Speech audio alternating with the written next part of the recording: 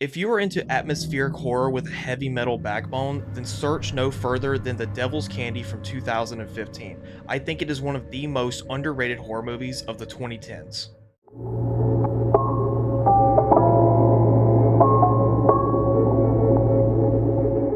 I just got done rewatching The Devil's Candy from 2015 for the first time in around 8 years, and I just got this extremely nice box set from Second Sight Films. And going through this 4K, I wanted to revisit it and kind of give like a quick review about this film because I think this film is very underrated and I don't think it gets talked about enough. The Devil's Candy isn't really trying to reinvent the genre, it just does what it does very well. It just executes familiar ideas with so much style and intensity that it becomes one of the most memorable horror movies I've ever watched in my life. A struggling painter, Jesse Heltman, played by Ethan Embry, moves his family into a rural Texas home with a very violent past. But almost immediately after moving in, very strange occurrences begin to affect his art and the people around him. What makes this movie work so well is how grounded it makes the whole family feel. Ethan Embry and Shuri Appleby play a very believable couple in this film.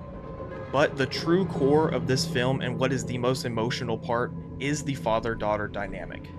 And this very emotional grounding is what makes and keeps this movie so intense because it really grounds you with the characters and you actually care about them. To me, what a real standout of this film is the sheer atmosphere it has. Director Sean Byrne directs this film like a nightmare soaked in sweat, neon, and amplifier feedback.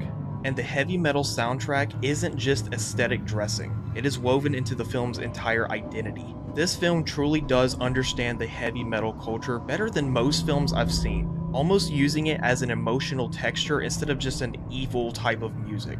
Now, while I really do love Ethan Embry in this film and I absolutely adore the soundtrack, Pruitt Taylor Vincent is absolutely terrifying in this film. His performance here feels simultaneously tragic and monstrous at the exact same time, which I truly do believe that it gives this film a more unique feel rather than just a slasher possession hybrid. Because rather than just going for a full supernatural spectacle, the horror stays intimate and very ugly. This is absolutely more about dread than just sheer jump scares. But where the movie may divide some people is with the story itself. Some critics kind of felt like the plot may have leaned too heavily into traditional horror tropes. You know, the haunted house, the satanic influence, the serial killers, without fully developing them. Personally, I really think the simplicity actually adds to this film a lot. This is a very lean film, it's only around 80 minutes, and it doesn't really explain a lot. And the things it does explain, it doesn't overly explain. It leaves a lot of ambiguity, but